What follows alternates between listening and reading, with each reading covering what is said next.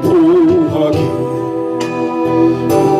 날 볼 수 있게 주에게 행하신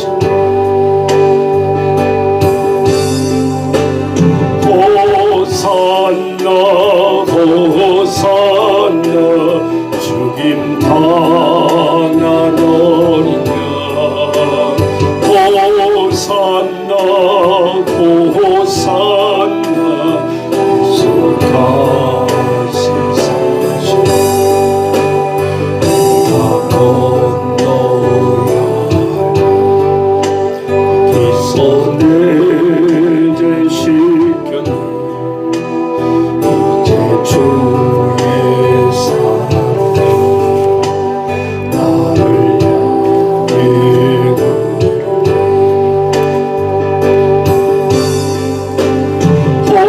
호산나 호산나 죽임 당한 어린 양 호산나 호산나 예수 다시 다 같이 일어나셔서 찬양합니다. 예수 나를 일으키셨도다 번의 노래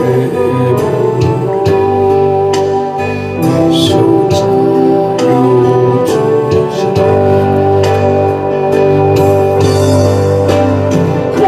호산나 호산나 죽임 당한 어린 양 호산나 호산나 예수 다시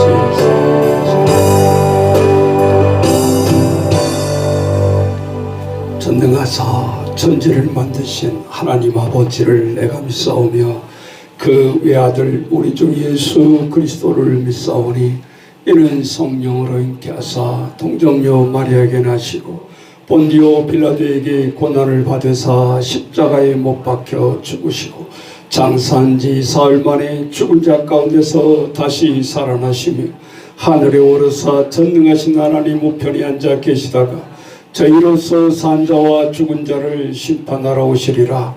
성령을 믿사오며 거룩한 공회와 성도가 서로 교통하는 것과 죄를 사하여 주시는 것과 몸이 다시 사는 것과 영원히 사는 것을 믿사옵나이다. 아멘. 자, 교동문 118번 강림절 네 번째 주일 교독합니다. 나는 시온의 의가 빛같이 예루살렘의 구원의 햇불같이 나타나도록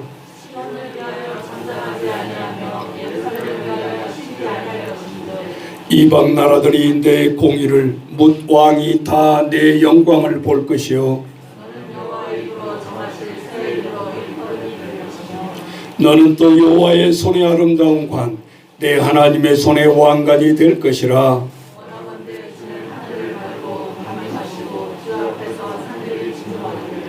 불이 섭을 사르시며 불이 물을 끓인 같게 하사 주의 원수들이 주의 이름을 알게 하시며 이방 나라들로 주 앞에서 떨게 하옵소서.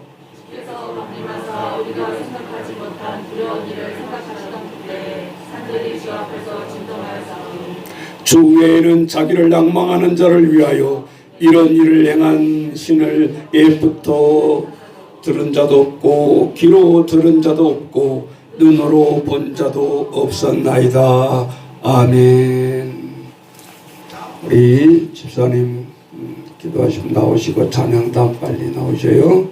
오늘은 125장 찬송가 125장입니다. 가지고 나오세요.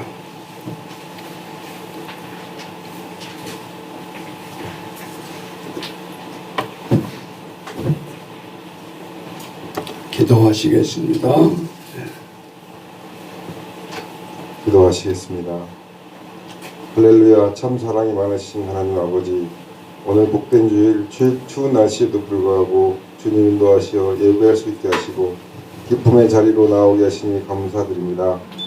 이 예배 시간 우리의 마음 가운데 성령 충만함을 더하여 주사 은혜로 가득 채워 주시옵소서. 아멘. 하나님의 임재를 경험하게 하시고 하나님의 살아계심을 느끼는 예배가 되어 예배를 마치고 세상에 나아갈 때에 하나님과 동행하는 기쁨을 드리는 삶이 될 수 있도록 인도하여 주시옵소서. 아멘. 예수님 탄생하신 기쁨의 주일이 한 주간 앞으로 다가왔습니다. 이 한 주간 그리스도의 사랑에 감사하며 기쁨으로 찬양하는 한 주간의 삶이 될 수 있도록 인도하여 주시사 우리 또한 죄 지은 삶 돌아보게 하시고 진정으로 회개하며 다시금 주님 앞에 나아가는 한 주간이 될 수 있도록 인도하여 주시옵소서. 아멘. 우리에게 호흡을 허락하시는 하나님 아버지, 지금 나라의 경제가 너무 어렵습니다. 백성들도 어려움에 처해 있습니다. 이 춥고 추운 겨울 어려움에 처한 백성들을 위로하여 주시고 위정자들을 정쟁 다툼에 만지 않게 하시고 백성들이 어려움을 돌아보는 위정자들이 될 수 있도록 그들의 영혼을 열어 주시옵소서. 아멘.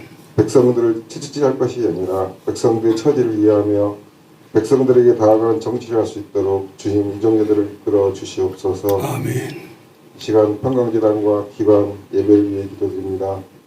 단위에 세우신 사도 목사님께 성령의 능력을 더하여 주셔서 말씀을 듣는 이마다 성령 충만함을 얻는 귀한 시간이 될 수 있도록 인도하여 주시옵소서. 아멘. 목사님 영육간의 건강을 허락하여 주시사 하루빨리 말씀을 전하시는 목소리에도 온전한 회복을 허락하여 주시옵소서. 아멘.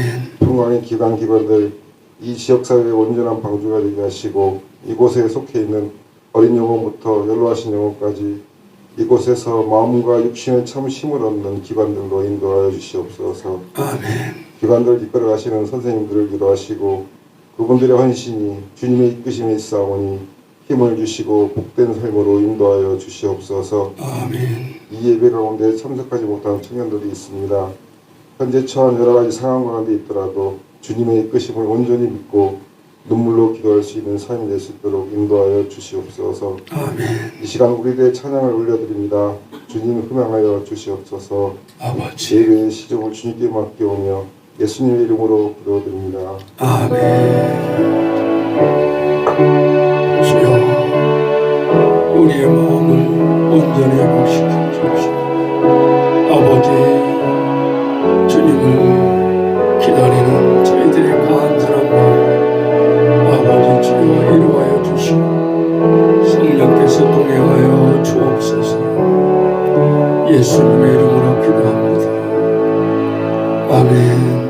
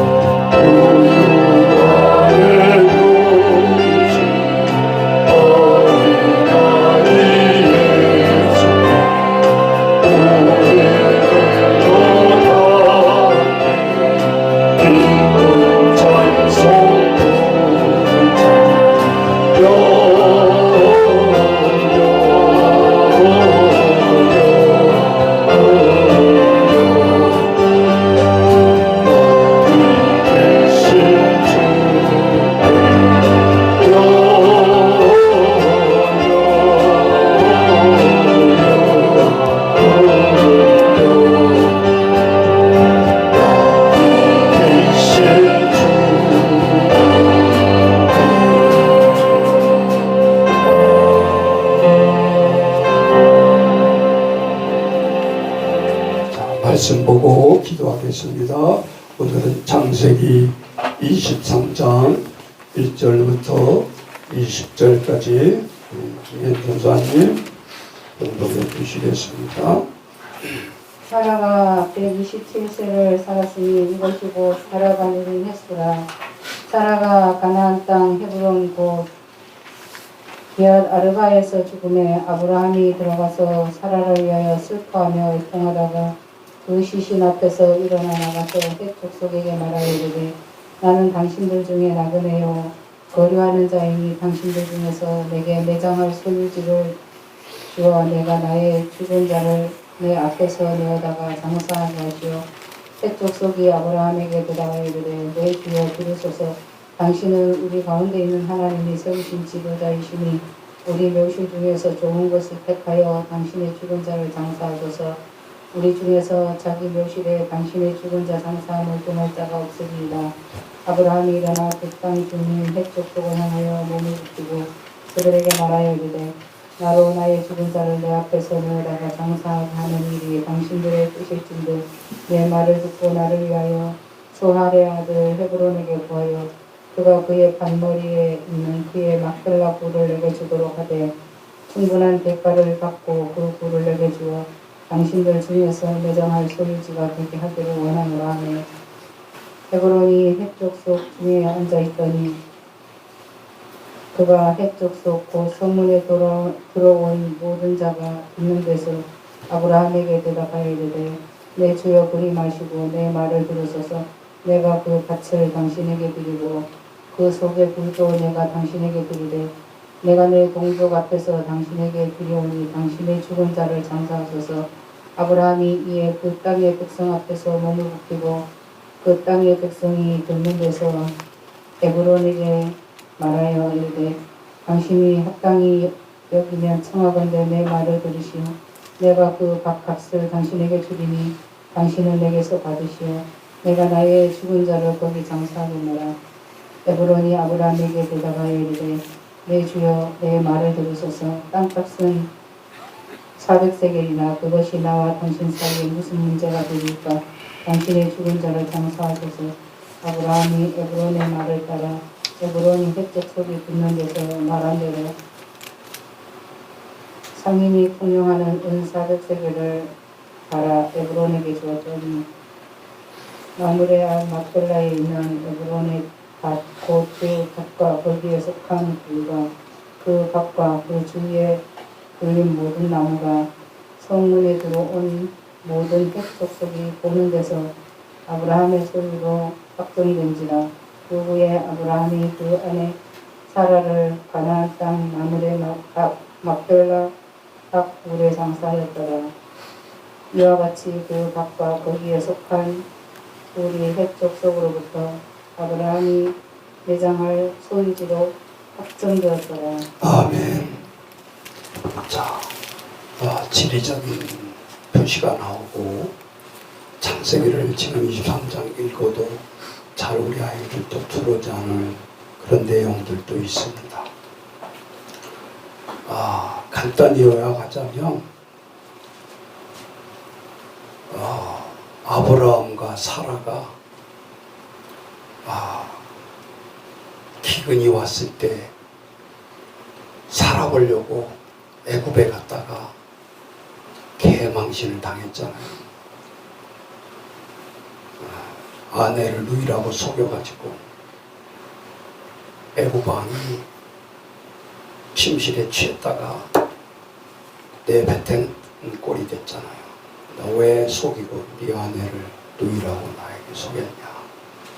꿈속을 향해서 하나님이 애굽 왕을 죽이려고 나타났을 때 깜짝 놀라가지고 두 손 번쩍 들고 빨리 데려가라. 이런 내가 신뢰를 저지르는 것을 대가를 치르겠다. 그래가지고 쫓겨나가는 아브라함과 사레편에 많은 물질들을 저들에게 부여해서 그것이 초석이 되어져서 거부가 이루어졌고 따라갔던 조카롯이 어린 사람과 싸울 수가 없죠. 네가 원하는 대로 해라. 네가 좌하면 내가 우할 거고 네가 우하면 내가 좌하리라. 그래서 지금 같으면 저 강남 땅, 노른자 땅, 가장 지역사회에서 핵심이 되는 소돔과 고모라 땅을 움켜쥐니까 아브라함이 남는 것이 오늘 여기서 말하는 19절에 보면 마블에는 해석을 해놓고 있죠. 곧 헤브론이다. 그때 아브라함이 남겨진 땅이 헤브론이요. 지도에 보면. 그런데 막상 오늘 23절에 보면 아브라함은 사라 아내가 죽었을 때 애통했다 그랬습니다. 이 절에 애통하면서 그 와 있는 곳이 내 고향 땅이 아니요 이방 땅이니까 아브라함이 한 행위를 보면요 우리가 믿음의 조상으로서 참 치밀하게 한다는 것을 알 수 있어요. 우리 예수 믿는 사람은 대충 공짜 좋아하고 이렇게 하는 경우가 많고 욕을 먹는 행위가 많은데 오늘 아브라함의 행위를 보라고요. 죽은 자 앞에서 다 그냥 도와주려고 그러고 누가 그 땅을 써도 뭐라 할 사람 없어요. 목사님 증거가 있나요? 거기 있잖아요. 6절로 먼저 가봅니다. 23장 6절 다 같이 읽습니다. 내 주여 들으소서. 당신은 우리 가운데 있는 하나님이 세우신 지도자이시니 우리 묘실 중에서 좋은 것을 택하여 당신의 죽은 자를 당신의 아내를 장사하소서.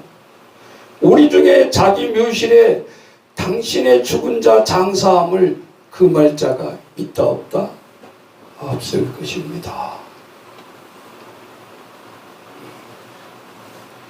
죽은 자를 어디에다 배장해야 될까 안절부절 못하는 아브라함을 향해서 이방의 헷 족속이 저들에게 얘기하는 말이에요.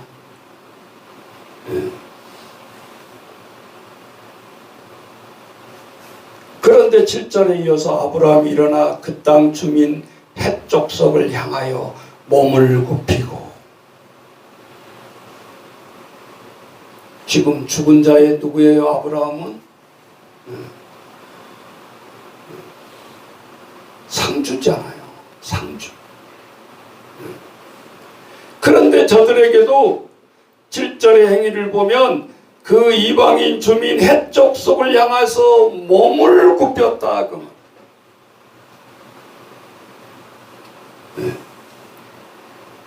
떳떳하게 내가 미소자로 일했으니까 이 같은 거 땅 몇 평 하는 게 문제가 아니다. 그런 생각이 아니에요.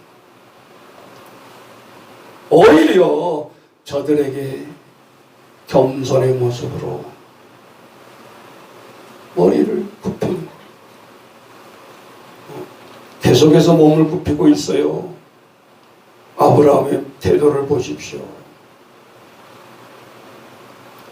그런데 9절에 다 같이 아브라함은 이렇게 다시 얘기를 하고 있어요.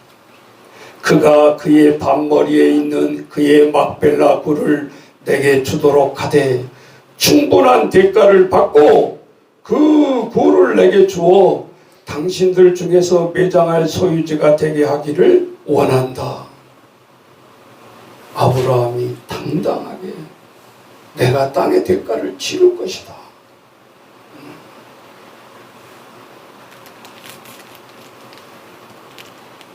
그런데 헷 족속들이 예스하지 않습니다.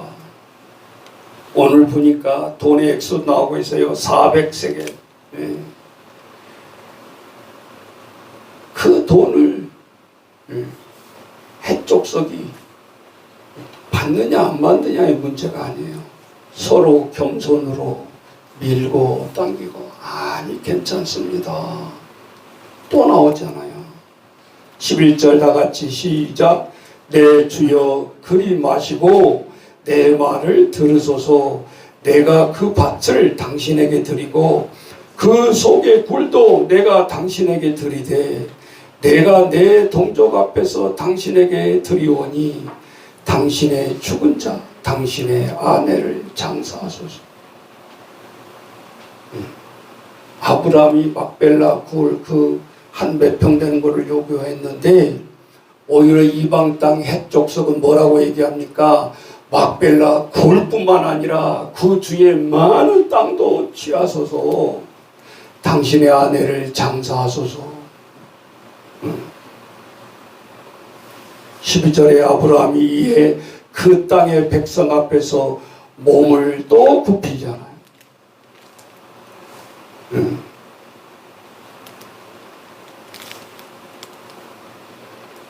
아브라함은 물러서지 않고 있어요. 13절 다 같이 시작. 그 땅의 백성이 듣는 데서 에브론에게 말하 이르되 당신이 합당히 여기면 청하건대 내 말을 들으시오. 내가 그 밭값을 당신에게 주리니 당신은 내게 받으시오. 내가 나의 죽은 자를 거기 장사하겠노라.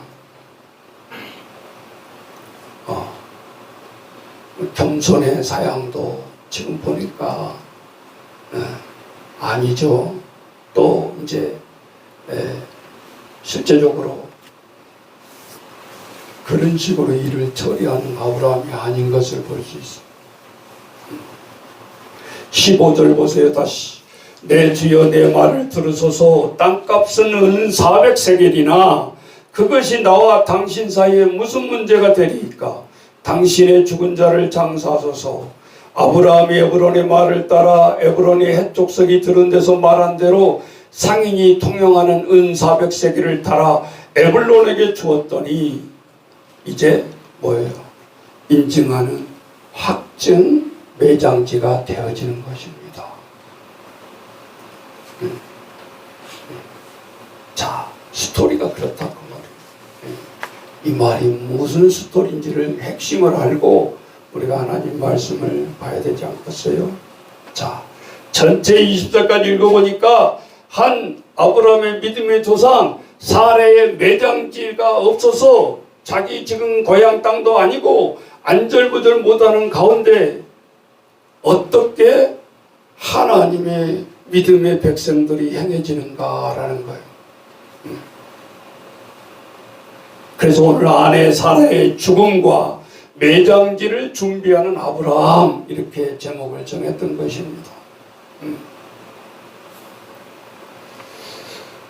오늘 우리는 아브라함이 믿음의 조상 75세에 하나님이 택해서 그 인생이 모든 사명을 끝나고 택한 믿음의 조상의 죽음을 우리가 보고 있는 것입니다.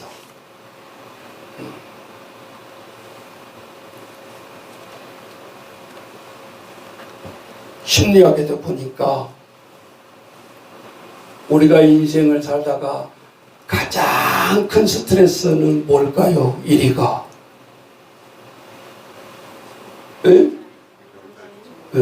아니 목사님이 이야기하고 있잖아. 그러면 넘겨잡아야지. 남편이 죽든 아내가 죽든 아직 안 죽은 사람은 제일 1등 스트레스가 온다는 거예요.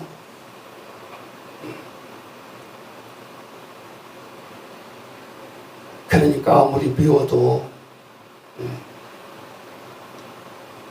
상대방의 증오가 끌어올라도 결국은 나에게 가장 큰 스트레스가 온다는 사실입니다. 과학적으로 다 증명이 되어 있고 얘기하는 부분이에요. 배우자도 그러는데 배우자만 그러겠습니까?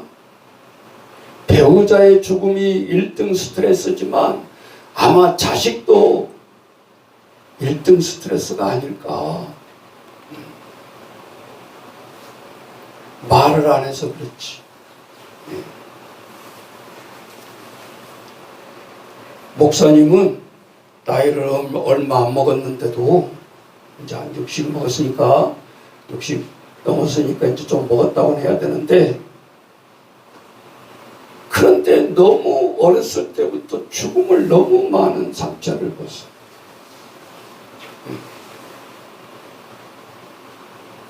6살 때 3대 할아버지 죽음을, 그 장손 집안이기 때문에 온 동네 사람들이, 그때는 5일장을 했는지 어쩌는지 자기가 안 거예요. 그 6살 나이에도 동네 사람들이 우리 집안에서 떠나가지를 않는 거예요. 안채, 바깥채, 사랑채 이렇게 디귿자로 우리 집이 있었는데, 그 사랑채에 한 곳을 칸을 막아서 그 삿갓은 3대 할아버지 영정사진이, 그때는 예수 안 믿었을 때니까. 매일 6살인 나도 호기심이 몰래 가가지고 그 문을 이렇게 열어서 매일 밥을 우리 어머님이 갖다 차려놓는 거, 그게 신기해가지고 그걸 보려고. 근데 어린 나이 눈에는 그 3대 할아버지가 얼마나 무서운지 삿갓은 그 모습을 보니까.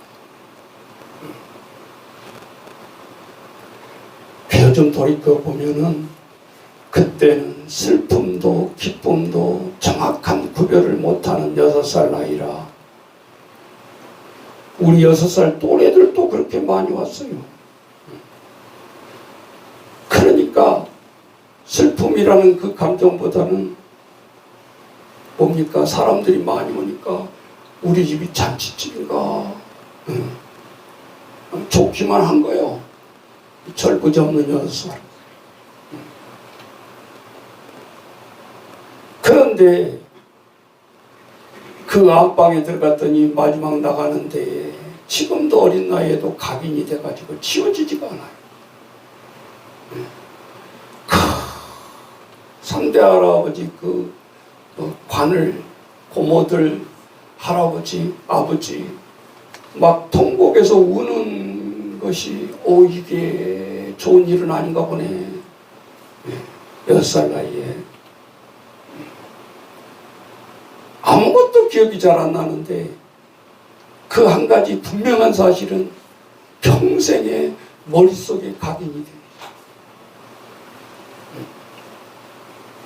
그리고 쭉 죽음이 없다가 중3 때 저는 광주에서 나와서 자취를 하면서 공부를 하고 있었는데, 강진하고 거리가 한 100리길이 돼요. 60km.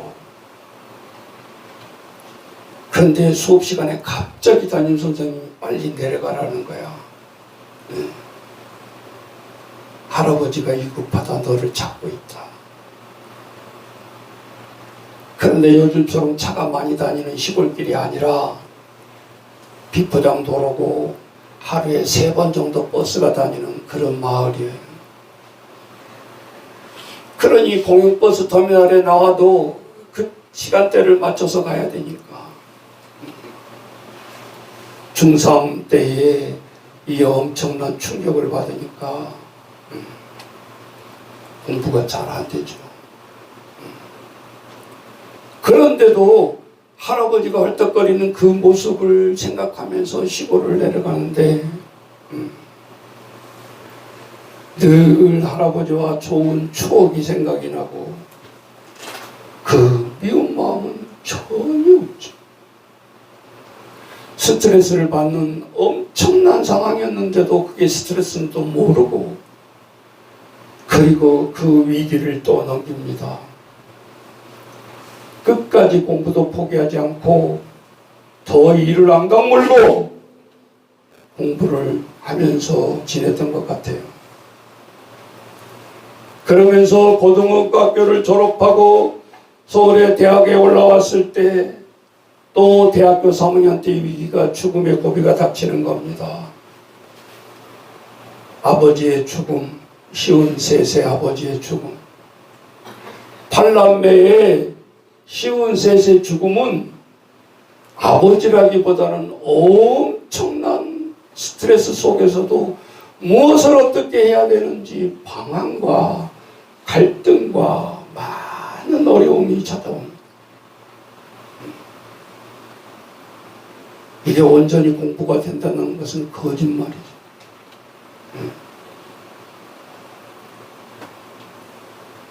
그리고 급작스럽게 또 둘째 애국의 누이가 또 죽었다는 또 갑작스러운 비보가 찾아옵니다.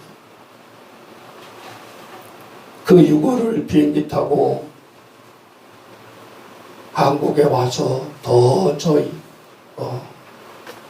천리길을 다시 강진으로 6월을 품고 선산에 갔다 누이를 묻습니다.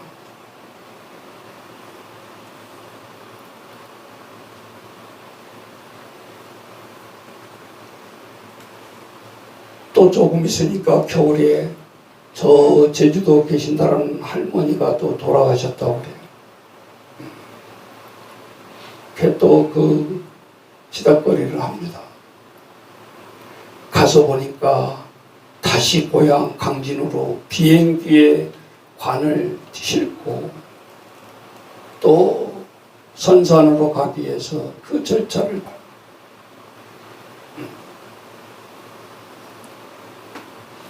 셋째 누이였던 또 누이가 질환으로 투석으로 투병을 하다가 또 돌아가신 것을 또 봅니다. 6명의 죽음을 보고 제가 이렇게 또 서 있습니다. 많은 어려움 속에서도 순간순간 폭발할 수밖에 없는 정서지만 이것을 억누르고 하나님의 신앙에 의지해서 울면서 버텨왔습니다. 그리고 그 어려운 상황에서도 아버지 없이 결혼하고 자녀들 낳고 그 자녀들이 또 자녀를 낳아서 이 앞에 앉아 있습니다. 오늘 우리의 모든 죽음은 한번 따라서 하십시다. 히브리서 9장 27절에 이렇게 말씀하십니다. 한 번 죽는 것은, 큰 소리로 따라서 하세요. 한 번 죽는 것은 사람에게 정해진 것이요 그 후에는 심판이 있다. 목사님 말이 아니라 히브리서 9장 27절. 한 번 죽는 것은 사람에게 정해진 것이다. 누구도 피해갈 수 없다. 그 후에는 심판이 있으리니 라고 히브리서 기자는 우리에게 말씀하고 있습니다. 먼저 태어났다고 부모라고 자녀라고 순서가 없는 것도 죽음이에요. 목사님 너무 심각해요. 아니 23장의 죽음의 장이요 사라의 죽음의 매장의 모습이잖아. 근데 무슨 기쁜 소리를 내가 할 수 있겠어. 자, 정서에 맞게 오늘 슬픔 속에서도 우리가 배워야 될 인생의 지혜가 많다 그 말이에요. 아브라함이 실수했다는 것만 부각하지 오늘 가장 개인적으로 큰 일이 앞에 닥쳤을 때 침착하게 이 일을 공짜 좋아하지 아니하고 믿음의 조상처럼 당당하게 해내는 것을 보시라 그 말이야. 우리 믿음의 사람들은 이런 것에 허점이 너무 많아. 그래놓고 다 하나님 은혜로 돌리려고 한다 그 말이야. 아니라니까.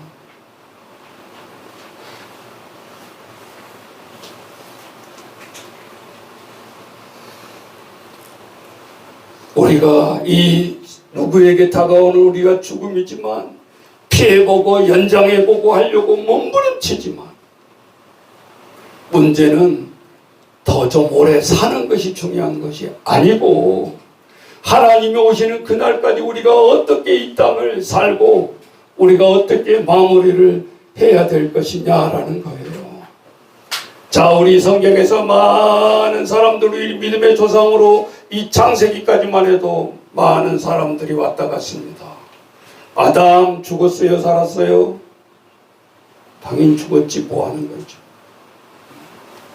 아담의 아내 하와 다 죽었습니다.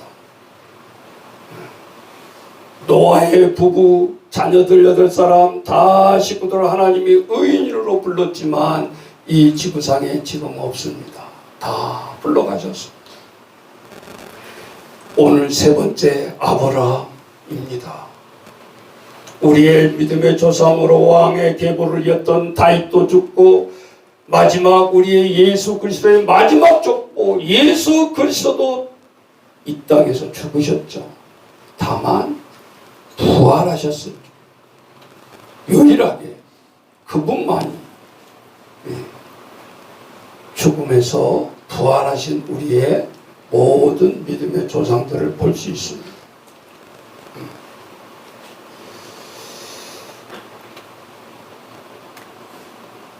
우리가 의미 있는 가치 있는 죽음은 아무리 이 땅에서 똑똑히 산다고 자신 있게 산다고 해봤자 평균 한 40년이에요. 가장 오래 산다고 해봤자. 네. 그 전에는 다 준비 기간이라 사실은. 네.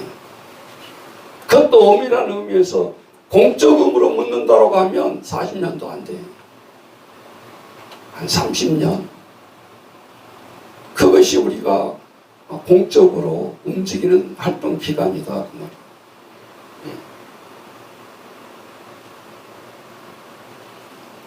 그런데 성경은 오늘 왜 이렇게 아브라함이 아내 사라 죽음을 한 장에 걸쳐서 길게 우리에게 보게 하시는가? 우리는 의미를 받아들일 줄 알아야 된다.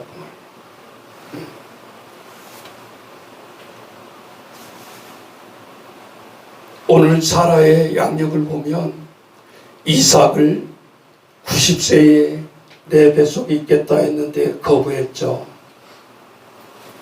그러나 실제로 90세에 아이를 통해서 이삭을 통해서 이제 모든 것을 하나님 은혜로 깨닫고 13년째 키울 때에 하나님이 하와에게도 위기를 줍니다. 너가 기쁨으로 그렇게 받았던 자식을 다시 태워서 나에게 바쳐라. 번제로 바쳐라. 하나님이 90세에 내가 이삭을 낳겠다라는 그 충격보다 더 큰 충격을 이 사라가 받게 되는 것이죠. 아브라함은 두말 나이도 없고 그러나 우리가 속배 보면 이 한 아이를 잘 키우는 이력밖에 없습니다. 하와는 사라는 이게 무슨 큰일인가 라고 할 수 있죠. 그러나 성경은 오늘 우리에게 다시 한번 이 되새김질하게 합니다. 아쉽게도 사라가 이삭을 키우면서 이런 스토리가 없어요.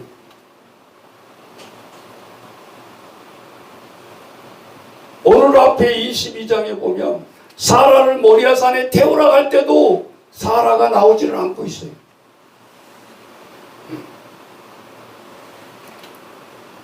우리가 다 하나님의 말씀을 기록할 수 없다라고 우리 요한복음 21장 얘기했죠. 하나님의 일을 낱낱이 기록한다면 이 땅에 두기에도 책이 부족할 거다라고 얘기했어요. 그러니까 우리가 착각해서 성경이 다라고는 보지 마세요. 이게 일기식으로 쓴 글이 아니라는 거죠.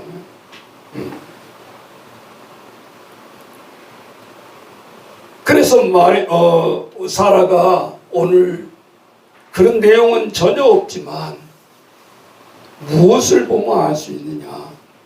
아브라함 앞에 번제물이 되어서 포박이 되어가지고 아버지가 칼을 심장을 겨누려서 끌어올리는 그 순간까지 이삭은 반항하지 않아요. 사라가 얼마나 이삭을 잘 키웠는지 우리 단적으로 보고 있잖아요. 그걸 놓쳐버리기가 쉽다 그 말이에요. 어떻게 키웠다 어떻게 자라더라는 말 한 구절이 없는데 오늘 자녀의 모습을 보면서 사라의 양육 방법을 또 볼 수도 있잖아요.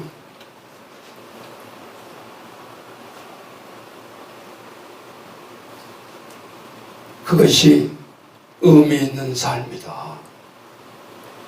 우리 한 사람 한 가정 한 가정에 다 사라처럼 양육하는 그에 버금가지 않도록 버금가도록 아이들을 길렀다는 거예요. 너무 우리가 힘을 빼는 이야기만 하지만 이 보통적인 삶들이 양육의 방법들이 하나님 앞에 가장 큰 일이다 그 말이에요. 뭐 이삭이 하늘에서 선천적으로 툭 떨어져서 그런 모습으로 아버지 앞에 어머니 앞에 순종하는 것이 아니었다라는 거예요.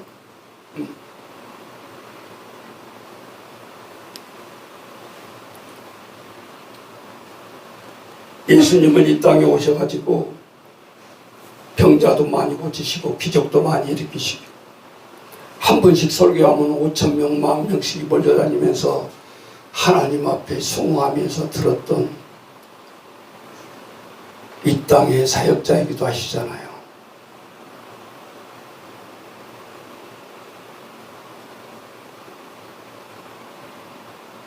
그렇기 때문에 예수님은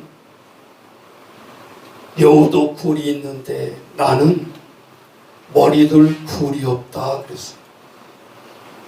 아니 예수님이 말만 하면 뭐 얼마든지 그때도 잘 곳과 기거할 곳과 다 마련해 주실 것 같은데 왜 그런 얘기를 하실까?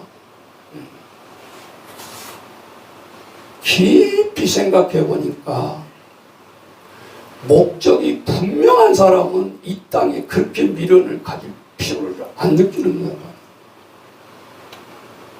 3년의 공생애가 끝나면 내가 아버지가 나를 보내신 이 목적을 수행하려면 십자가를 져야 하는데 무슨 아파트가 필요 있고 굴이 필요 있겠냐 그 말. 그래서 목사님은 설교를 준비하면서 두 가지가 떠오르는 거야. 이 땅에 자기 심하면 심할수록 하나님이 우리에게 준 목적과 사명이 없다는 거예요. 결론은 그러니까 안절부절 못하고 여우의 굴처럼 찾게 되고 한다 하고요.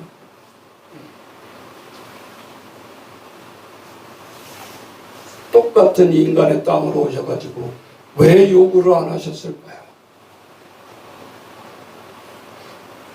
예수님도 때로는 배고프셨을 때 무화과 나무를 훑었잖아요. 그때 거기 굉장한 의미가 심어져 있어요. 무화과를 훑었는데 무화과 나무에 무화과가 없어요. 무화과는 꽃이 있어요 없어요? 옥술 묻자요. 꽃 하자요. 꽃이 없는 나무라 그 말이요. 무화과가. 그래서 꽃이 없이 열매를 맺히는 게 무화과야. 그런데 무화과 나무를 예수님이 뒤졌는데 열매가 없어. 그러면 이 나무의 목적과 사명은 없는 거다 그 말이요. 그래서 어떻게 해요 하나님이? 그 죄 없는 왜 식물을 저주를 하나? 망할지어다 했을 때 비유가 나왔잖아요.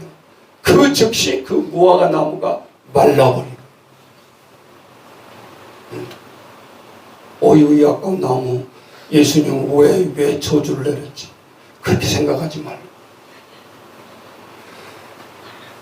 가는 곳곳마다 사명과 목적 없이 크는 그 식물까지도 분명히 하나님이 목적을 요구하시더라고 말이에요. 입만 무성해서는 안 된다라는 거예요. 또 흔들어대잖아요. 식물 앞에 가서도. 식물 앞에 가서도 저주해가지고 그 나무를 죽이기까지 할 건 뭐요? 그렇게 생각하면 안 된다.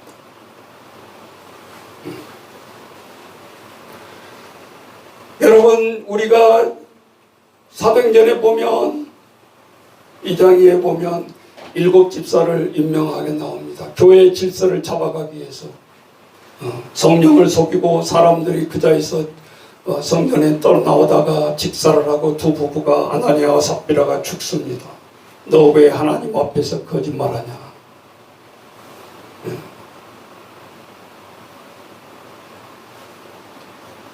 하나님이 초대교회의 질서를 잡아가기 위해서 가차없이 그렇게 형벌을 내리시는 걸 볼 수 있어요. 그 다음에 더 교회에 엄청난 어려움이 찾아오잖아요. 예수님을 위해서 하늘 보좌를 바라봅니다.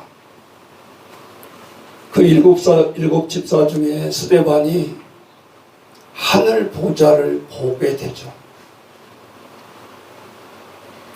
그 하늘문이 열리고 하나님의 직접 보좌를 보는데 유일하게 스데반과 하나님과의 관계성만 회복이 되고 있는 거예요.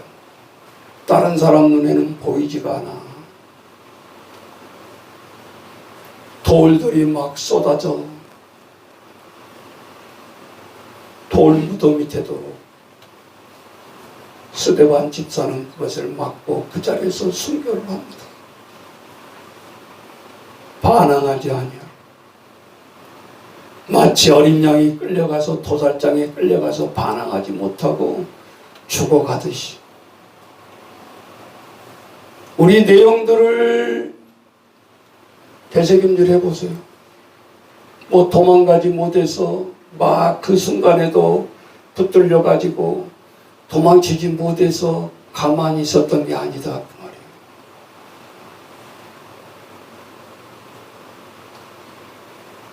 하나님의 계획과 목적과 비전을 하늘 보좌를 통해서 보여주니까 그까짓 거 바위덩어리가 넘어와도 내가 깨져서 피가 흘려서 아픈지조차도 모른다 그 말. 때로는 우리가 세상적인 일도 그렇게 미치도록 하면 하나님이 죽고자 하는 살 것이요 살고자 하는 자는 죽을 것이다.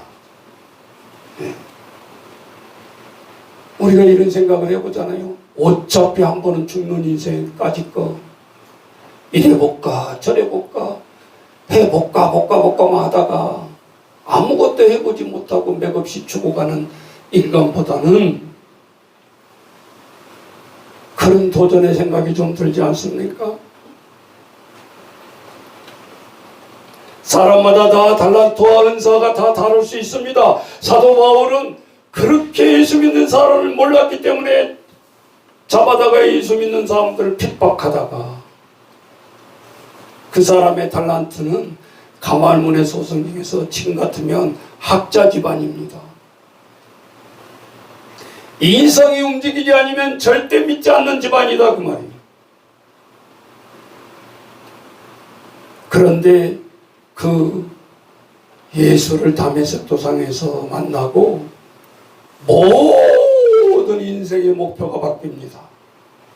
나의 가장 고상한 분, 내 일생을 의지할 분, 내 민족을 위해서 이분을 내 목숨을 내놓아야 될 분, 이 생각이 드는 순간에 그는 스스로 고백을 합니다. 나의 모든 고상한 지식은 배설물로 여긴다, 똥으로 여긴다. 절대 의식하지 않겠다, 절대 내세우지 않겠다 그 뜻이. 그런데 바울이 쓰러지고 학자로서 맥을 못 쳤을 때 그 인생이 추락할 것 같은데 그렇지 않습니다. 오히려 13개 교회를 개척해 가면서 세계의 복음을 향해서 뻗어나가는데 가는 곳곳마다 엄청난 장애물이 있지만 그의 업적은 빛나기 시작합니다. 네. 얼마나 미치도록 집중을 하느냐. 지금 같으면 소련 땅이에요. 두 아내의 길로 가서 자기 계획을 세웁니다. 이렇게 해서 이렇게 복음을 선포하리라 그러는데 어디까지 민감하게 신경을 쓰느냐. 하룻밤에 환상 속에 나타나는 것을 무시하지 않습니다. 그 비두니아로 가는 게 지금 그 길이 아니라 너는 땅만 보고 그 길로 가지 말아라. 지금 마게도니아, 세계 로마의 도시로 향하는 이곳이 급하다. 환상 중에 빨리 와서 도와달라라고 사도 바울은 그 환상을 보게 됩니다. 그래서 자기 계획을 포기하고 다시 마게도니아로 간 것이 2차 전도 여행의 수세기를 박습니다. 그것이 없었더라면 세계의 복음화는 이루어질 수가 없었어요. 단 1%의 환상을 통해서 자신의 모든 계획을 바꾼다 그 말이에요. 그리고 하나님의 성령의 음성에 기울이고 그 길을 따라가는 것입니다.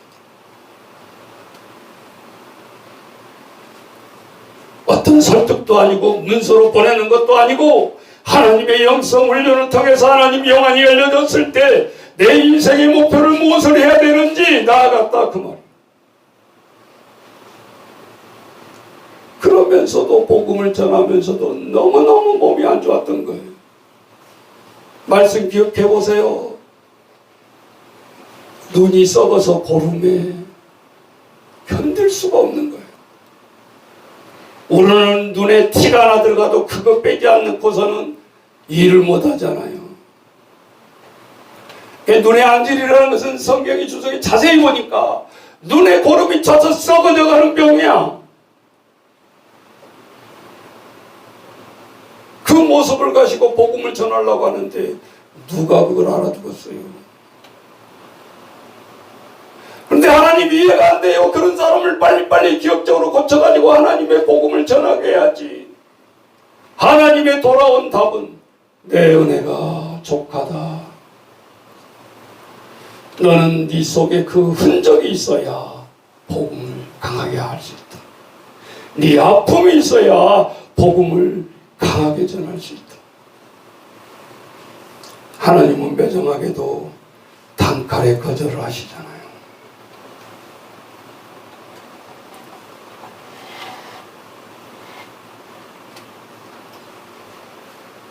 우리는 사도 바울이 그렇게 초창기에는 핍박하고 예수 믿는 자들에게 못쓸 짓거리를 했지만 그 하나님이 사도 바울의 이방인 그릇으로 택함으로 인해서 하나님은 놀라운 세계의 복음화의 모든 역할을 수행할 수 있는 인물을 택했던 것입니다. 인간으로 해이에 행하고 인간의 인지도를 택해서 그를 택했다고 한다면 그는 1%도 인기를 선거로도 그렇게를 받았을 것입니다. 인간의 생각과 하나님의 생각은 다른 것이죠. 감정으로 사람을 세우는 것이 아니기 때문에.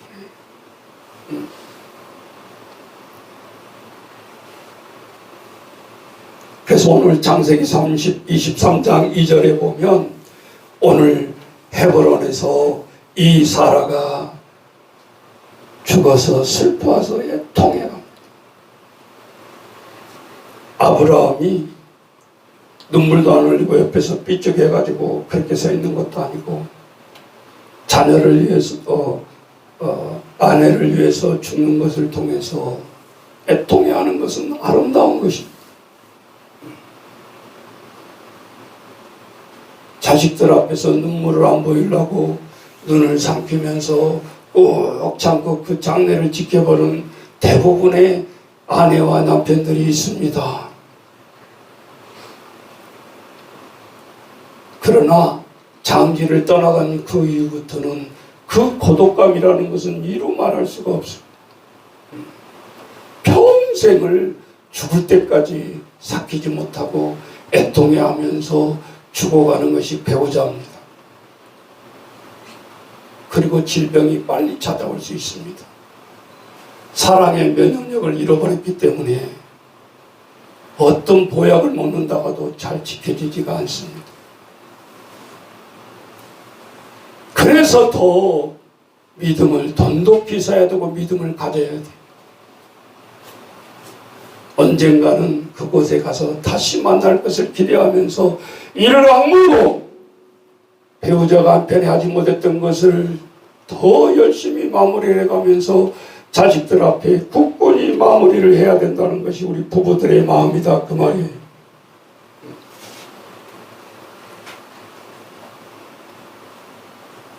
인간의 통합에서 예수님도 성경에 보면 제자 나사로와 관계가 어떠했는지를 우리는 알 수 있습니다.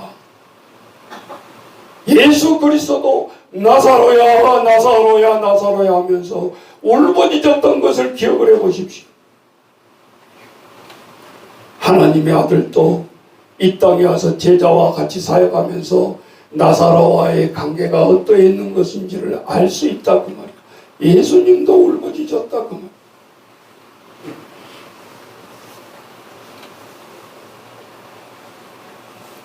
인간적으로 아브라함은 무엇이 욕심이 좀 많았는지 아니면 집착이 많았는지 그가 서로 부유하고 더 이상 둘이 같이 있어도 안 될 이런 모든 경계가 회복되어졌을 때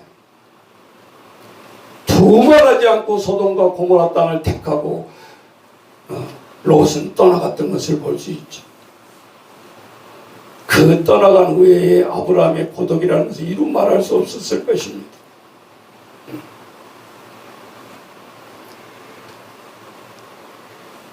그 같이 헤어졌고 남았던 땅이 오늘 장지를 이 막벨라 굴을 삼아야 하는 아브라함의 이 헤브란 땅, 비로소 하나님 앞에 내 땅이다라고 문서를 통해서 오늘 선언하는 거예요. 아브라함이 공짜가 아니라 400세겔을 부담을 하고,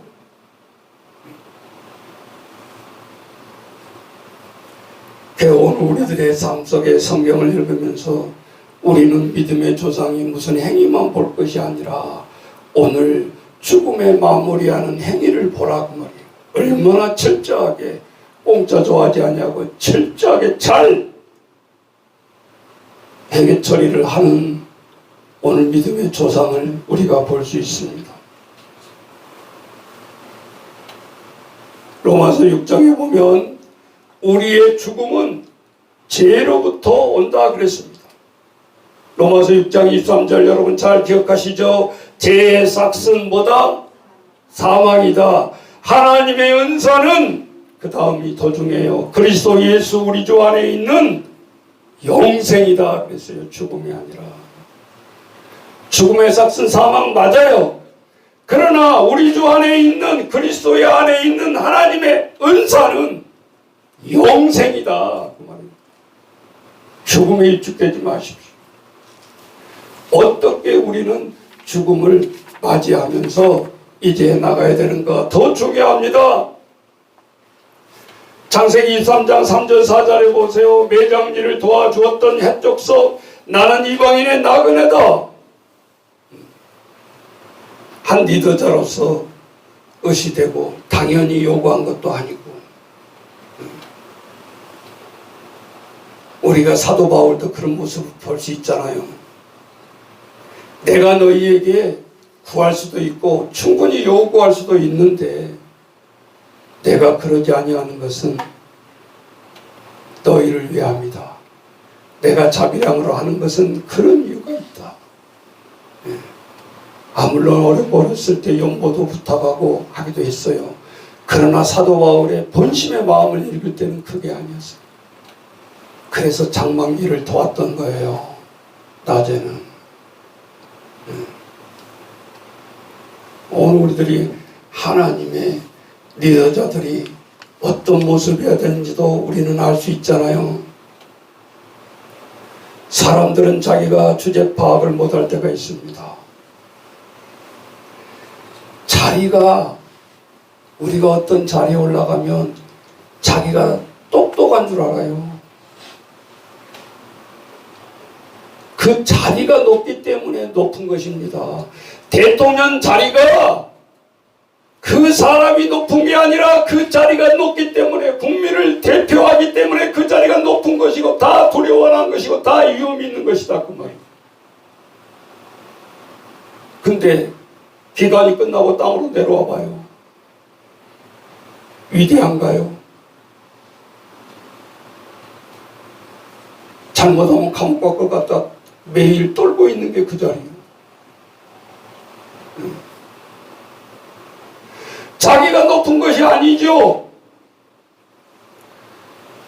어떨 때에 땅금이 오르고 어떨 때에 그냥 땅 부자가 되면 거만해가지고 목에다 기부스를 대고 자기가 왕이 된 것처럼 행사를 합니다. 거만해집니다.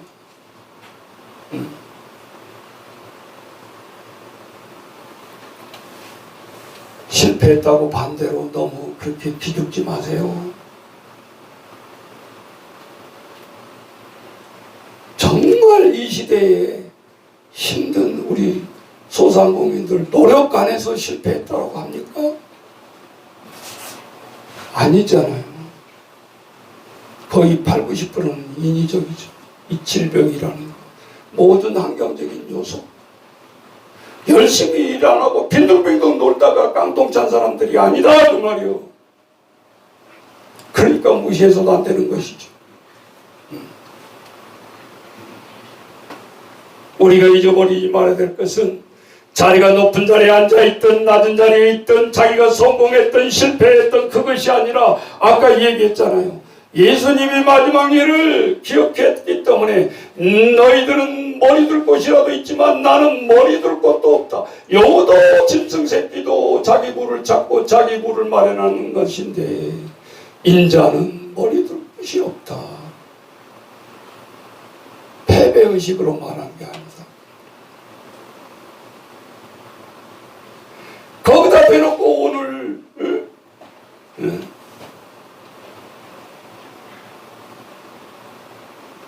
하나하나 우리들이 좋은 메이커를 따지고 좋은 차를 따지고 뭐 어쩌고 그럴 시간 없다 그 말입니다.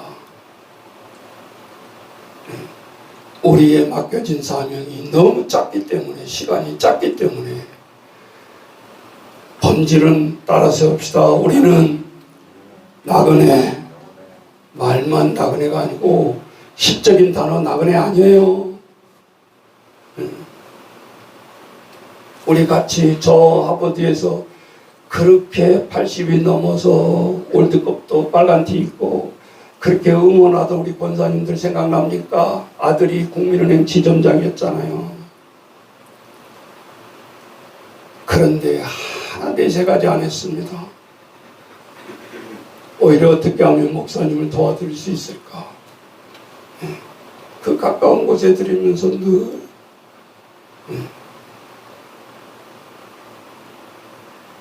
그러면서도 마지막에 그분들 가시잖아요. 제가 수목장으로 그 모든 한 줌의 죄까지 당면식을 해드렸지만 늘 마음속에 남아 있습니다. 참 훌륭한 권사님들이셨다. 목회자들의 고생을 핵심을 알고 본질을 알고 건드리지 않았고 한 소리 싫은 소리 한 적이 없었어요.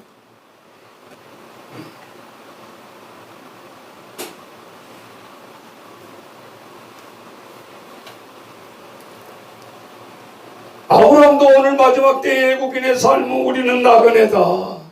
언젠가는 이 세상을 떠난다. 당신들이 아무리 나에게 땅을 공짜로 준다고 하더라도 나는 그렇지 않다. 떳떳하게 모든 우리 자손들에게 저들은 행위를 했습니다. 그냥 서십시오. 거절할 자 없습니다. 왜 그랬을까요? 왜 아브라함은 공짜를 거절했을까요? 23장 7절 9절 가보세요. 7절 몸을 굽히고 12절 몸을 굽히고 목이 뻣뻣한 것도 아니고 문제 해결하지 않기 위해서는 겸손을 요구했던 것이죠. 더 화평을 위해서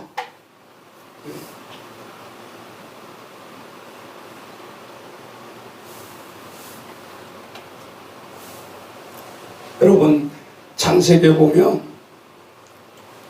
우물을 살 때도 항상 대가로 양 새끼를 주고 우물을 옮기더라도 약정서를 쓰고 그 같은 거 뭐 가서 그냥 샘파면 되지. 그게 아니에요. 이스라엘은 우물이 생명이야.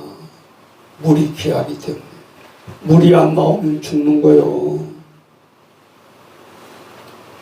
그래서 분명한 땅 지경과 이런 것을 주고받았던 것을 볼 수 있어요. 아브라함의 훌륭한 점은 이만큼 그 위기를 당하고 가정의 최고의 위기를 당한 상태에서 뭘 따지겠어요. 옆에서 도움 주면 그냥 받으면 되지. 우리가 훌륭하게 배워야 할 점은 그거예요. 아무리 어렵고 아무리 작은 것에도 분명하게 처리하는 리더자들아, 그 말이에요.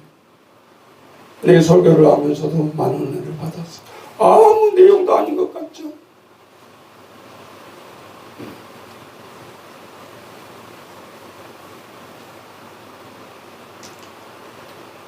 그래서 우리는 오늘 제가 매장제를 준비한다 그랬는데 우리 믿음의 식구들은 준비를 하지 않고 갖다 들어대기만 하면 남에게 피해를 주는 거예요. 그래서 그걸 명심해야 됩니다. 준비 없는 자는 남에게 반드시 피해를 준다. 어거지로 드러낼 것이 아니라 한 가지는 우리가 꼭 공짜로 받아야 될 게 있어요. 근데 뭘까요? 이거는 절대 공짜로 안 받으면 안 되는 거야. 오히려 그거는 문제가 생겨. 공짜로 받지 아니하면 문제가 생긴다. 뭐죠? 목사님 이렇게 돌려서 해야 평생 잊어버리지 않지. 우리는 정말 내가 하나는 가르쳐줬어. 공짜가 아니라 그것은 우리가 빚을 져서는 안 되는데 꼭 져야 될 한 가지 빚이 뭐라고 그랬어요? 사랑의 빚. 근데 오늘은 달라. 또 사랑이라 하지 말고 우리는 다 공짜를 누려도 돼. 누려서는 안 된다 그랬어. 절대 다른 것은 공짜로 누려서는 안 돼. 사람은요 공짜로 그거 해주면요 그게 편한지 아세요? 안 편해. 당당하게 대가를 치렀을 때 내 마음이 편해지요. 근데 뭐가 있을까요? 투자, 사랑 말고 뭐예요? 아이고 큰일 났네 이거. 이 식구도 가장 어려운 거 투자 뭐예요? 우리는 공짜로 반드시 그는 공짜로 받아야 돼. 뭐예요? 은우? 김은우 혹시 알아? 아니요. 기억자로 시작해. 이은우는 알아? 뭘까요? 대답을 해보라고 투자. 우리 알고 있으면서도 진짜 대답을 못하면 안 되는데 뭘까요? 구원. 이거 다행이네. 진짜 한 명도 안 나오면 어쩔까 그랬는데. 거꾸로 생각해 보세요. 너희들 구원 받았습니까? 제일 먼저 우리가 묻잖아요. 어떤 사람은 어느 교회 다니세요? 이것부터 교회 어느 다니니까 못 하려고. 여의도 다니면 어쩌고 평강 다니면 어쩐데. 그거는 물을 게 아닌 거예요. 반대로 물어야지. 하나님 앞에 확신 있게 구원의 확신이 있으니까 물어야지. 구원이요? 글쎄 받은 것 같기도 하고 안 받은 것 같기도 하고 좀 헷갈리네요. 그러면 헷갈리는 인생을 산다. 평생을. 기분 좋을 때는 하나님 잘 믿고 기분 나쁠 때는 속을 트럭트럭 썩이는. 아까 얘기했죠. 내가 교회로서 준비 없이 달라들면 그 교회에 피해를 주는 거라고요. 예? 증서를 준다고 그래서 직분자가 되는 게 아니요. 정신 똑바로 차라. 어디 가든지 당신들 그러면 환영 못 받아. 당신들 비유 맞힐 교회는 없다 그 말이야. 예. 구원이에요. 구원. 이거는 어떤 단서가 붙어서 받으면 안 되는, 그게 뇌물이 되는 거예요. 이런 자들이 그래서 그 짓거리 하지 말라 그러는 거 아니요. 구원 언제 받았어요? 몇 월 며칠 몇 시에 받았어요? 너는 아냐? 이렇게 반박하고 싶죠. 구원은 그렇게 받는 게 아니라는 거예요. 일회성으로. 그러니까 얌전히 믿는 사람은 맞아. 세례는 받은 날 기억하는데 구원은 내가 언제 받았지? 잘 모르겠는데. 이렇게 되면 이제 문제가 시작되는 거예요. 아, 우리 목사님 확신을 안 주고 어떻게 하는지 모르겠어.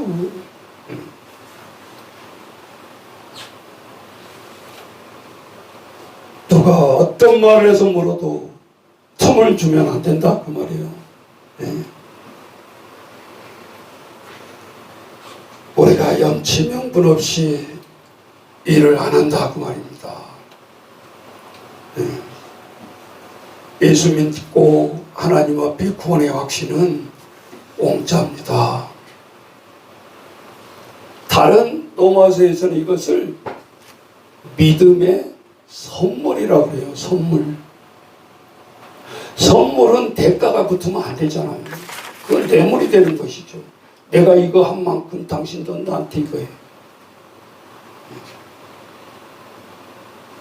우리가 11조 드리는 것도 그런 사람들이 있어. 하나님 내가 이렇게 드리면 하나님 이렇게 3배 1000배로 복복 주시오. 상관이 없어요. 그런 마음속에는 하나님의 은혜 상관이 없어요. 마땅히 하나님 앞에 드릴 걸 드리는 거예요. 마땅히 부모에게 해야 될 것을 하듯이 부모는 자식에게 해야 될 것을 생각해보고 하나요? 부모에게 하는 거 몇백 배 마땅히 해야 되는 것이기 때문에 자녀에게 하는 것이지 생각해보고 하는 거냐고요. 아니다.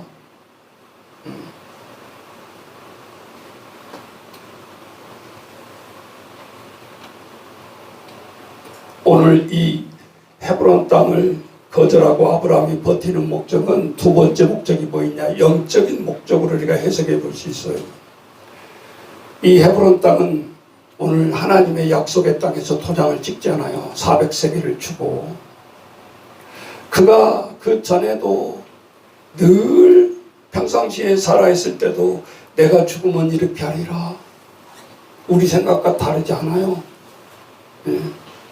내가 죽으면 내 시체가 어디로 갈까? 여러분, 죽음 앞에 둔 사람이 그거 생각 안 한 사람이 있겠어요? 부모의 의지를 좀 물어보고 뜻을 물어보고 행하세요. 아무데나 화장터 가가지고 강물에다 뿌려버리지 말고 땅에 묻히고 싶을 수도 있고 화장을 하더라도 부모가 원하시는 대로 해주는 게 효도예요. 나쁜 자녀가 아니다 그 말이에요.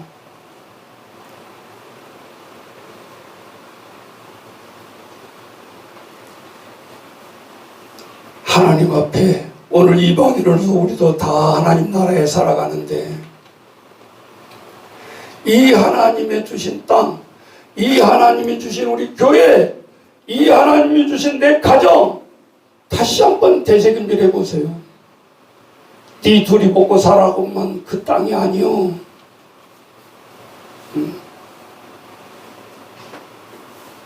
그러니까 기우다고 별 투자하려고 머리 쓰고 그러죠. 비즈니스로 보지 마라 그 말이요. 내가 있는 그 거한 땅이 축복의 땅이라고 생각하고 하나님 이 주신 저소와 이것을 어떻게 사용해야 될까요?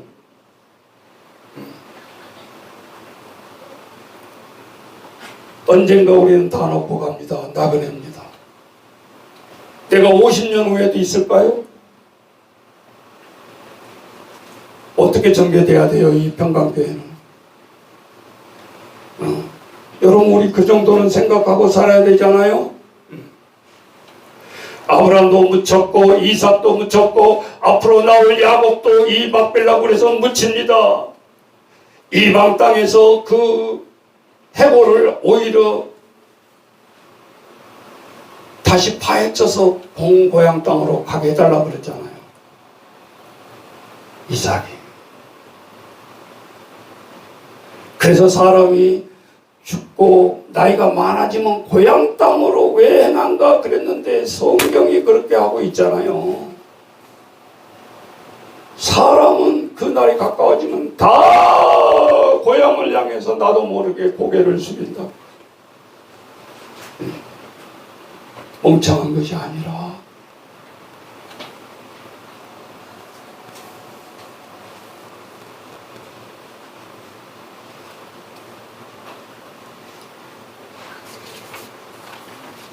더 나은 본향, 우리 하늘에 하나님 우리 주신 땅 본향을 보며 살아갈 때 결국은 사라도 죽었고 아브라함도 죽었고 너무 평범하게만 하면 한 아줌마 아저씨가 죽었습니다. 우리 앞에. 오늘 살아가는 적은 열심히 자녀를 양육한 것 외에는 볼 수가 없습니다. 그러면서 설교를 주면서 이거 하나님 그런 메시지가 뭡니까? 나중에 이런 이야기를 주시는 거예요. 야, 너 땅간에는 네 자녀 한 사람 두 사람 키우는 거 그거 아닌 것 같지만 그게 큰 일인 것이다. 맞더라고요. 우리가 지역사회를 변화시키고 세계를 변화시키는 거 내가 무슨 일을 더 해야 할 수 있겠어요? 아니에요.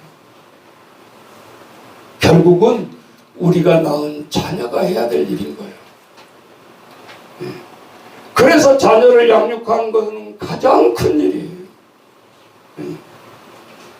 우리 선생님들 여기 많이 앉아있지만 때로는 막 속에서 역동이 일어나고 막 내가 카톡방에 심리학 강의 올려놨잖아요. 거기서 비결 가르쳐주지 않아요. 15초만 피하세요 그러잖아요. 울떡거리면 화장실로 들어가서 15분간 세라는 거예요. 전 못하겠으면. 그러면 그 어려운 행위를 범하지 않게 된다 그 말이에요. 어찌 아이들 키우는 것만 그러겠어요? 우리가 어떤 엄청난 일을 앞에 두고 있었을 때 이성을 놓쳐버리면 안 된다. 우리는 정신 못 차리게 하는 술 먹을 것도 아니고 하나님 앞에 똑바로 차리고 오늘 한 아줌마 아저씨가 죽었지만 위대한 일을 믿음의 조상으로서 우리의 모든 모습을 땅 묻는 무덤까지 상이한 이야기를 오늘 읽었잖아요.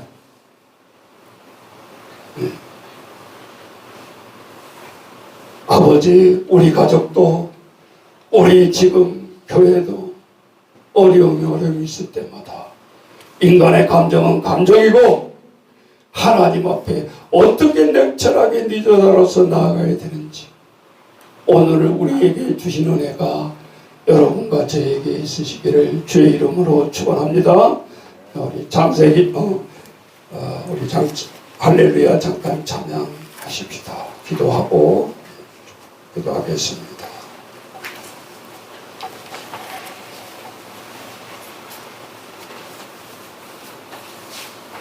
저 시계 맞는 거죠. 찬양 할렐루야 찬양.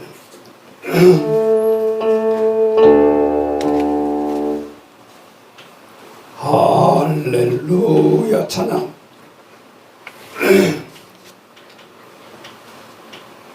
갖고 없어요? 할렐루야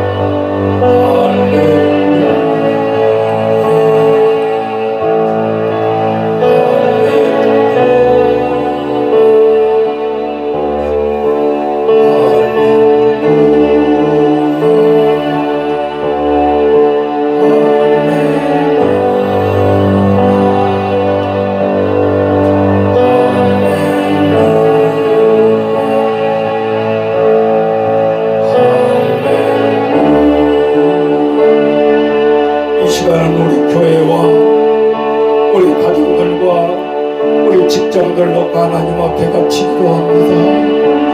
하나님 아버지 23년 전에 이곳에 아버지 주여 오늘 쫓기는 심정으로 이곳에 왔지만 아버지 다시 회복시켜 주시고 여기까지 왔습니다. 뭣도 모르고 아이들을 쳐다보면서 열심히 23년 동안 하나님 주여 눈물로 저들을 놓고 기도합니다. 이곳에 많은 자녀들이 성장해서 거쳐갔습니다. 영세 나이가 23세 청년의 나이가 되었습니다. 아버지 주여 600여 명의 아이들이 이 명단을 통해서 거쳐갔고 43명의 자녀들이 대학에 들어갔고 하나님 지금도 준비 중에 있고 취업을 통해서 결혼을 통해서 고군분투하고 가슴 졸이며 하나님 주여 외롭게 하나님 주여 자립으로 나아가고 있는 우리 아이들 하나님 주여 어디든지 간에 저들을 붙들어 주시고 하늘을 향해서 쳐다보는 저희들에게 도와주옵소서.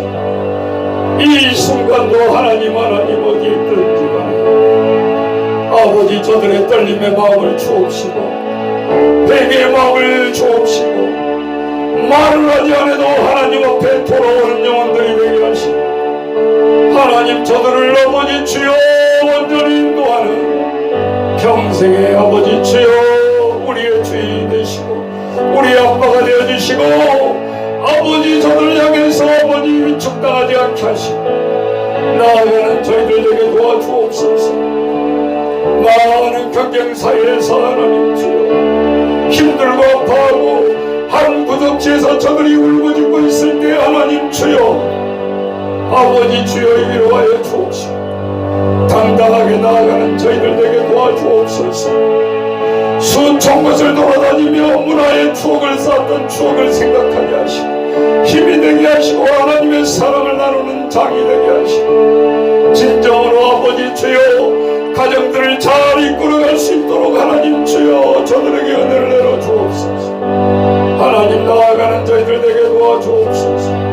지금 이 순간도 조마조마하며 기도하는 우리 선생님들 이루어하여 주옵시고 내 탓이라 할 것이 아니라 하나님 주여 우리는 늘 준비하며 공동체를 위해서 힘을 쏟게 하시고 나아가는 저희들 모습되게 하나님 붙들어 주옵소서. 늘 이럴 때마다 더 생각이 나고 하나님 줄어들고 아버지 주여 돌아오는 발걸음이 힘이 없어서 못 따라오지 않게 하시고 진정으로 용기를 내서 아버지 주여 내가 거하던 아버지 주여 가정의 틈을 통해서 올 수 있는 용기를 주옵시고 아버지 주여 꼭 성공 후에만 찾아오려고 한 것이 아니라 힘들고 어려울 때 이 둥지를 더 바라보게 하시고 간구하는 저들 되게 하시고 나아가는 저희들 되게 하나님 붙들어 주옵소서. 오늘도 이 위기 상황 속에서 살아갑니다. 하나님 아버지 주여 붙들어 주옵소서. 특별히 우리의 공동체를 기억하게 하시고 하나님 눈물로 저들을 기도할 때 하나님 주여 돌이켜 주옵시고 회복에 놀라운 역사가 있게 하시고 하나님 폼나게 사는 것만 삶이 아닙니다. 진정으로 하나님 앞에 겸손함으로 살아가게 하시고 아버지 나가 나 된 것이 나의 내 된 것이 나의 힘으로 된 것이 하나님의 은혜로 된 것인 걸 고백하게 하시고 온전히 회복하는 우리의 모든 공동체가 되어주시도록 아버지 인도하여 주옵소서. 예수님의 이름으로 기도하옵나이다. 아멘.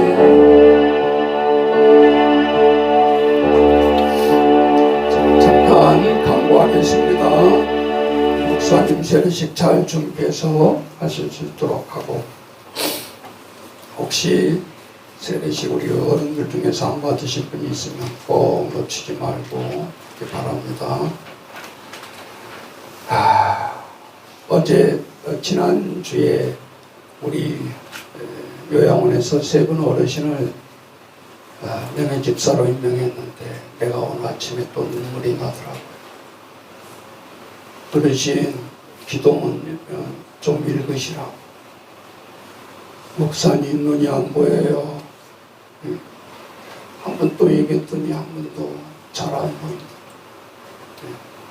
세 분 중에 한 분만 유일하게 지금 기도문을 드려도 이렇게 읽을 수 있는, 직분을 또 주면 뭐합니까? 눈이 보일 때 성경책도 봐라 그 말이야. 그러니까 좀 못하고 귀는 들을 수 있으니까 설교 시간에 집중해서 들으려고 하지만 볼 수 있고 들을 수 있을 때가 더 은혜스럽잖아요. 맥이 빠지는 거예요. 우리가 사양하지 말고 봉사도 아무 때나 하는 게 아닙니다. 때가 있습니다. 하나님 앞에 간절히 간구하고, 우리 또 올해도 우리 젊은 사람들 도시 집사 임명하겠습니다. 준비해 주시고 우리 세례식 잘 아이들 하나님을 맞이하는 그 감성이 되어야 돼요. 어떤 이론만이 하나라도 괜찮아요. 목사님 경험이에요. 이거 의식으로 받으면 오래 못 가고 퇴색이 돼요. 그게 중요한 거예요. 그러니까 그 교육을 잘해 주시라고. 내가 곤두박질을 당하고 7번 쓰러져도 하나님을 놓지 않는 그 품성이 필요하다 그 말이에요. 그거 없으면 말짱할 것이야. 믿은 척, 세례교인 척, 직분자인 척 하면서 살아가는 거지. 그 하나님 마음이 들어가지 않으면 말짱도록 합니다. 오늘 우리 회복해하는 그런 분위기들이 돼야 되고, 세례부터 받을 때 제대로 받으라 그 말이에요. 하나님 앞에 결단하는 마음으로 그렇게 받으시기 바랍니다. 자, 우리 다 같이 일어나셔서 620장 1절 찬양합니다.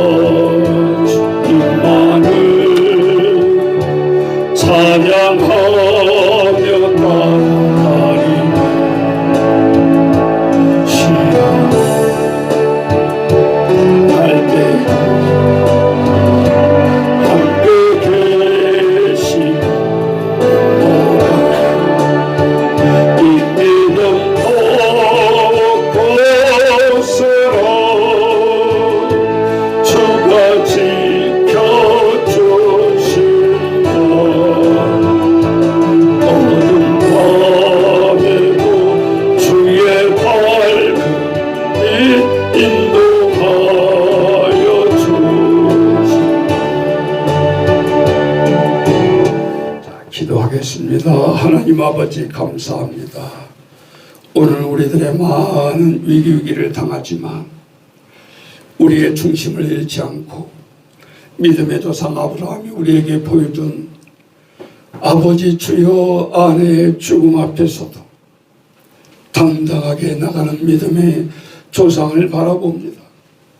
아버지 위축당하지 않게 하시고 오늘 우리의 믿음의 후손들이 다 말씀의 아버지 증언 앞에 아버지 주여 우리는 이어받아서 우리도 똑같은 아버지 유괴자들로 하나님 나간 믿음의 조상으로 나아가는 저희들 되게 하나님 축복하여 주옵소서.